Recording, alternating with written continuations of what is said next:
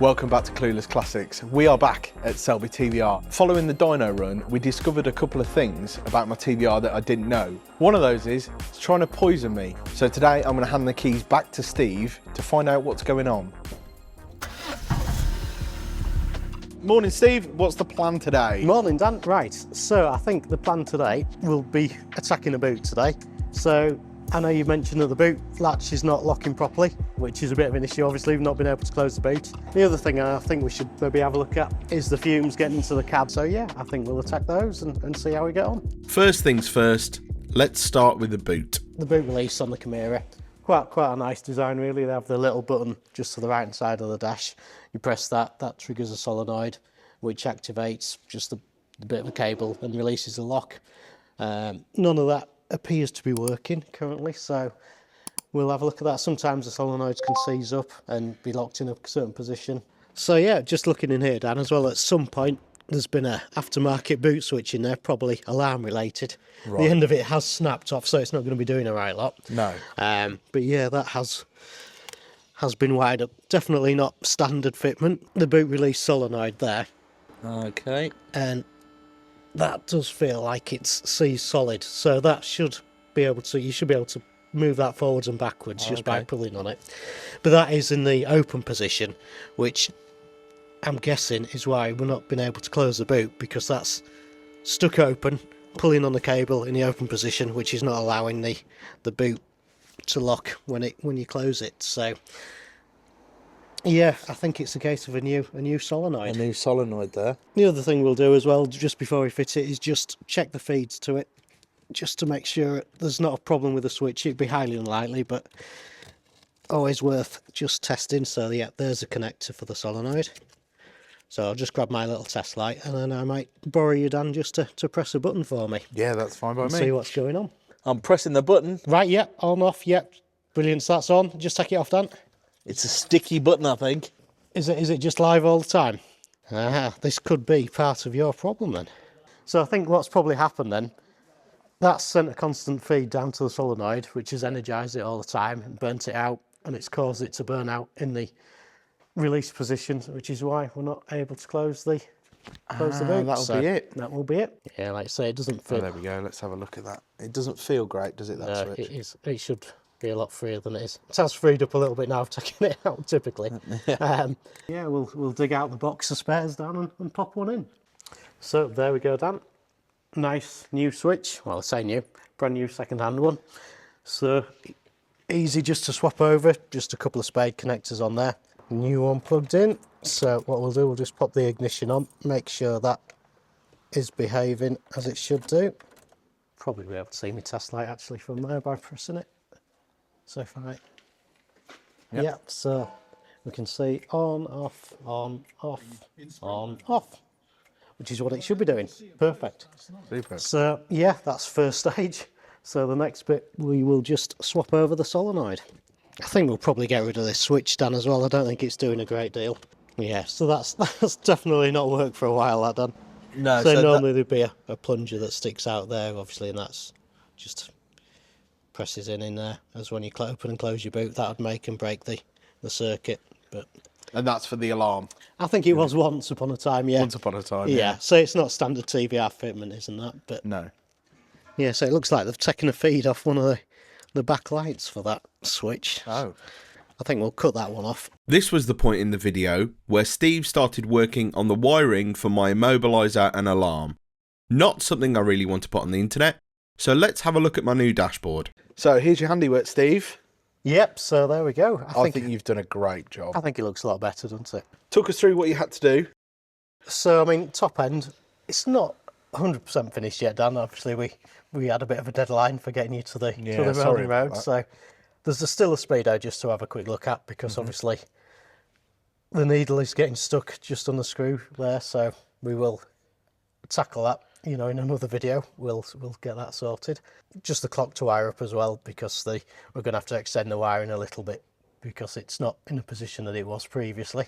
So now, obviously, the handiwork of your dad is managed to machine us a couple of extra holes in the dash. So from there, we've got the air fuel ratio.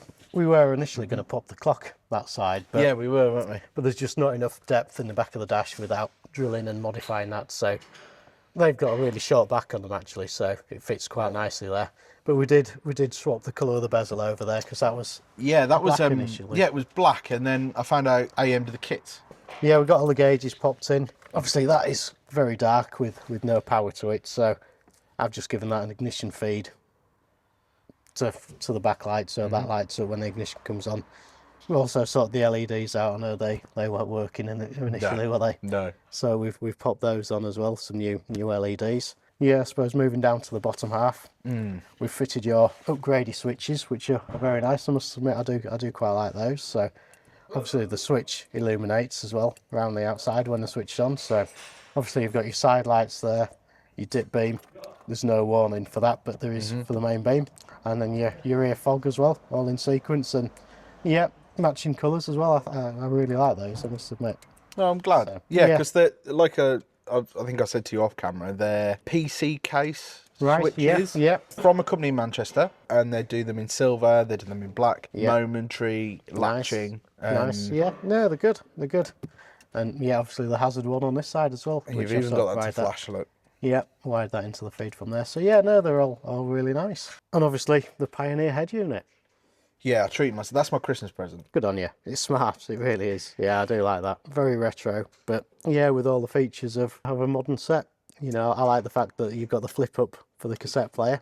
Yeah. Which hides the USB connector in there, and obviously it's Bluetooth and DAB as well. Yeah, so, Bluetooth, DAB, hands-free, Spotify, and you can change all the colours and everything. And I went on your recommendation of Pioneer. Yeah, it's the first one I fitted, I must admit, of those. But yeah, really smart. Only other issue that came to light as well, obviously, some of the wiring was a little bit interesting behind there. Once we connected everything back up, we noticed that the blower motor is seized up. I think. So I knew, and I even recorded. I swear in the voiceover. Yeah, I'm sure. I recorded it and said, "Knowing my luck, the blower motor's going to be knackered." And you said to me, "I really don't want to." Yeah, that's. I mean, we'll do it, but it's yeah, it's just one of those awkward jobs, really. But yeah, that's one for another day. But no, we will tackle it. But obviously, the way we found that out, as soon as we turned the blower motor on, it just popped the fuse because it's on the same fuse for the dash as well. So yeah, got everything working, and then turned that on and popped the fuse, and everything went off again. So, and the door cards look well as well, then, don't they? Yeah, we've some of your handiwork there. Well, I would say handiwork, some work. Well, yeah. No. But you wouldn't know. All the bad bits have been covered up by the trim around the outside. Well, true. Yeah. Right, so back to boot spurious wiring. Back to boot spurious wiring. So yeah, they've just taken a feed off the light for the switch. So I think we'll pull that off, have a quick look, see how they've attached there. Bit of insulation tape, so hopefully that will be soldered in. Well, makes no odds now, it's coming off anyway, but yeah, so they've just sort of bridged in and put a bit of tape around it. So we'll chop that wire out because it's no longer required. Get rid of those, we don't need them.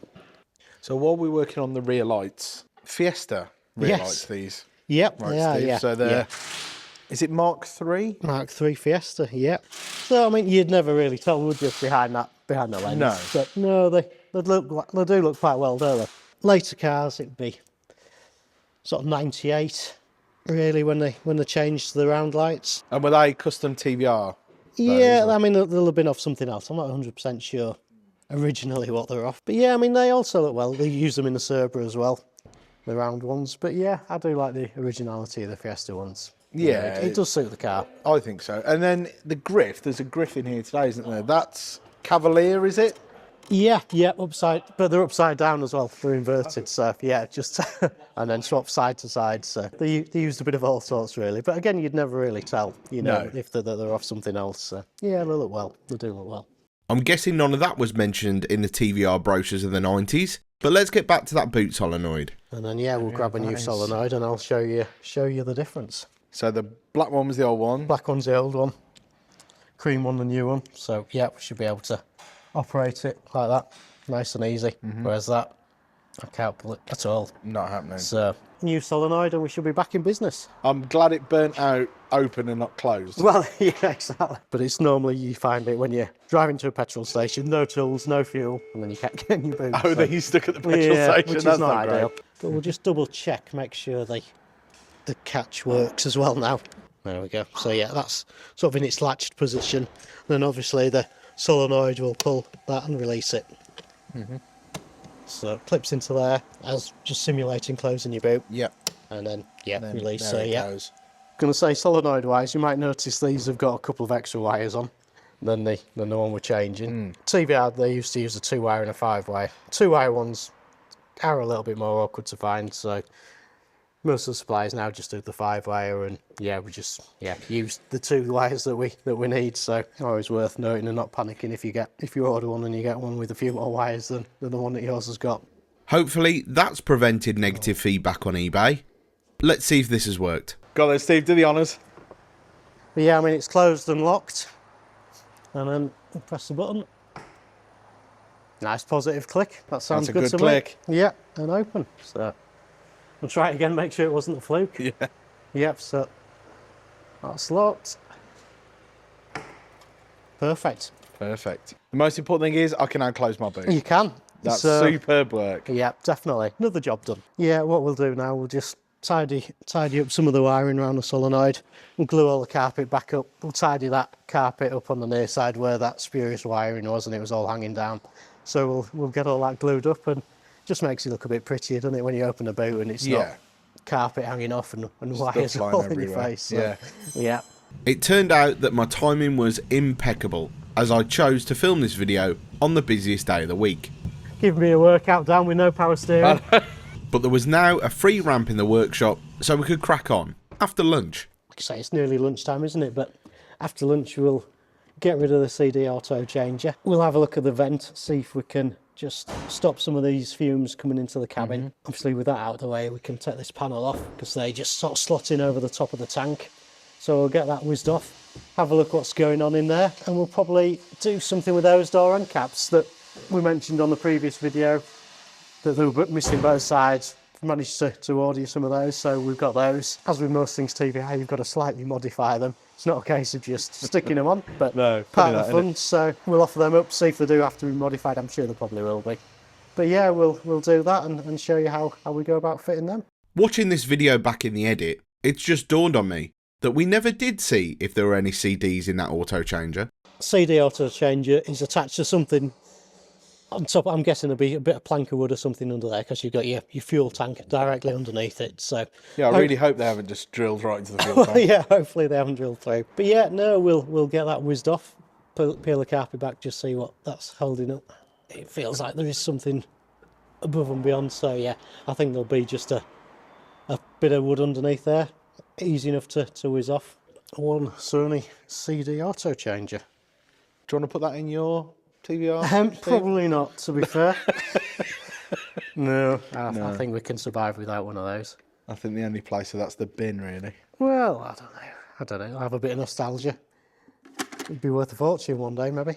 Now, obviously, that is out of the way. We can remove this panel here. They just tuck over there. Lift that out. I know you've obviously mentioned there's fumes are a bit of an issue into the cabin. Yeah. So, which is not ideal, is it really? No. So, could be that they're coming in through the boot. Yeah, they have a couple of vents into the boot.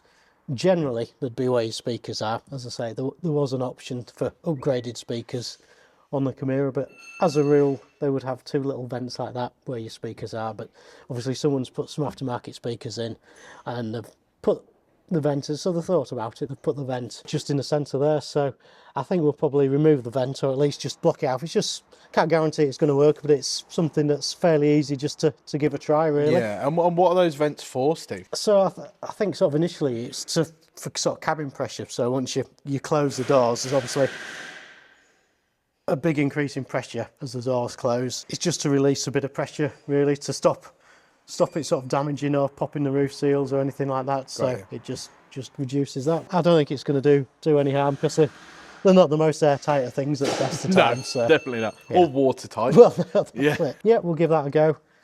Refit the cover back on. Obviously, we've got rid of your CD auto changer as well under there. Yeah, there's the plank of wood, which I'm guessing will there it is.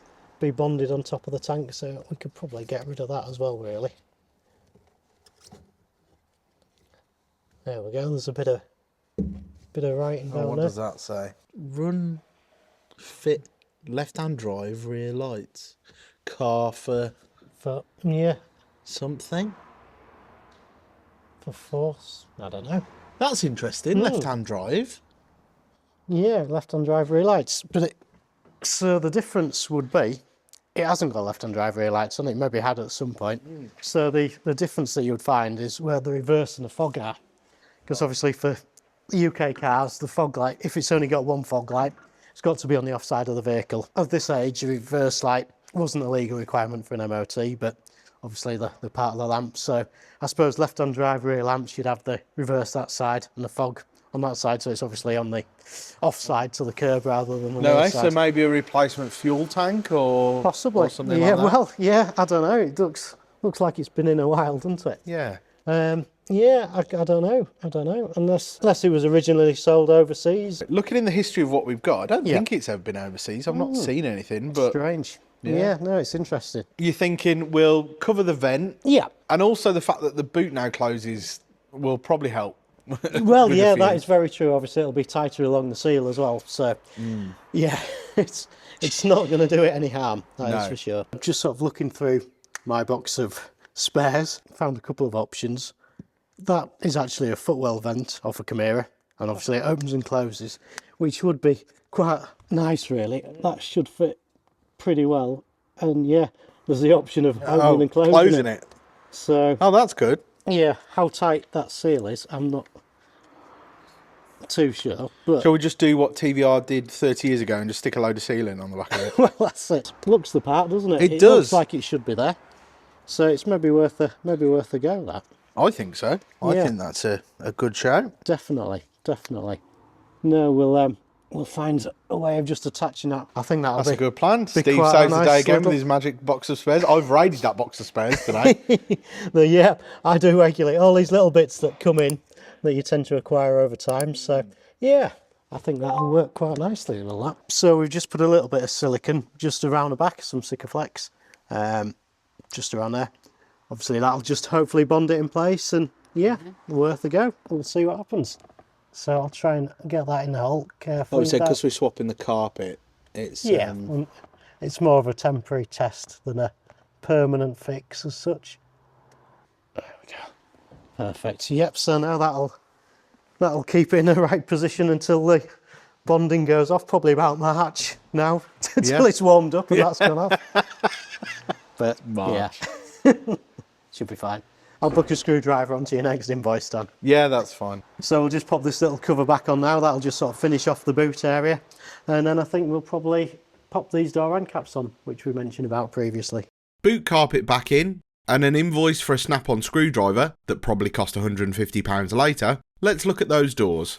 Right, chap. So we mentioned these on the interior video, didn't we? Yes, when we did we the did, yeah. dash strip down, and this is the door end caps. Yeah, door end cap, door finisher. You know, when you mentioned it, I'd not noticed it before, No, if no. I'm honest. I mean, the way you do it, I normally just silicone them on super glue them on in position, and then yeah, it's more a bit of a bead of silicone around the edge really. Wants a little bit of shaping, but I've seen worse. I mean, they were quite a way off when they were brand new, you know. So I mean, the aftermarket ones are just like what the originals were. Right. Yeah, a little bit of modifying, but not the end of the world. No. With some rather fetching goggles donned, it was time to do some TVR engineering. Right, give it another go. Love your goggles, Steve. Yeah, thanks. It's a good look. We cracked it, Steve. I think so. Yep. Yeah, it does. It does line up now. So So let's have a look what they pretty much like that. Then. do. So they are just little. Yeah, literally just a door end cap. So we'll just get a little bit more of that silicone off there. There's a bit of glue and silicone, which is just keeping it out of the way. But yeah, that end Just tucks finishes in it there. nice, doesn't it? Yep. So the way that we fit these, we've just put a little bit of super glue just around the edge, and it'll just get it sat in place. So now the glue's gone off, Dan, and what we'll do, we'll just get the silicone out and just put a little bead just around it, and yeah, try and make it as neat as possible, and then yeah, just leave that to dry overnight, and yeah, job done. And you said these weren't manufactured for ages, were they? No, you could, for quite a few years you couldn't get them. I suppose as with everything, if the demand's not there, scale of economy, they've got to be enough demand to make them cost effective to be made. But obviously they're at an age now where there's obviously quite a few cars with them missing or lost. So, And where do you order them from? these have come from Motaclan. So yeah, we are quite well served with TVR parts. A few that we use, TVR Power in Coventry, they're very good. There's Racetech and Motaclan. You know, they're the three that we'd generally go to for parts, and we can get most of next day as well, which is always handy. So we do carry a bit of a stock of stuff, obviously like the Vauxhall. Yeah, I'm glad you did today. Yeah.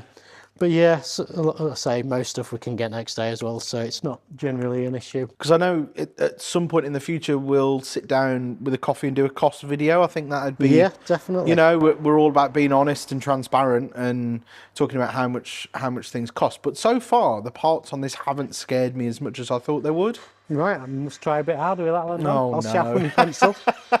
Nah. We don't want to disappoint you. No, okay, fair enough. But is it because a lot of the bits we've seen are Ford or Vauxhall? That's it. Yeah, you know, some of the more specialist stuff like this, you know, we've got to go down the route with the specialist part suppliers. But yeah, a lot of service items, you know, we can source locally through the motor factors, and it's not scary prices really. Nice work, Steve. Cheers. It's just that I know it's for cakes as I know it's silly, but it's just a little thing that just finishes the door off as it should be. Just makes a difference. Yeah. So yeah, we won't close the door now. We'll just let that all go off overnight. But yeah, it's made a difference. So yeah, same again. I hope you took notes, Dan, because you can do the one on the driver's side. Yeah, go on then.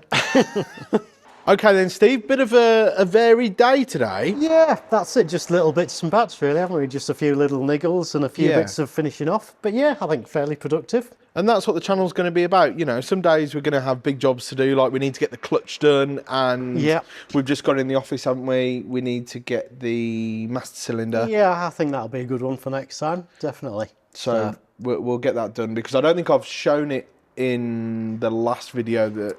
Right, I don't, because it's quite a hard one to film that. Yeah, I can imagine it's not the easiest to see. Do you want to explain what's happening with that? Yeah, so when we were just giving the car a bit of a check over pre-dyno room, we took the cover off that covers the clutch master cylinder just to check the levels, as you do sort of service-wise. And it was a bit low. Quick check over, there was nothing under the cover that you could see, but a look at the pedal end and you could see the drip of the clutch fluid underneath there. So telltale sign that the seals internally have failed, so it's going to need a new clutch master cylinder, unfortunately, but not the end of the world.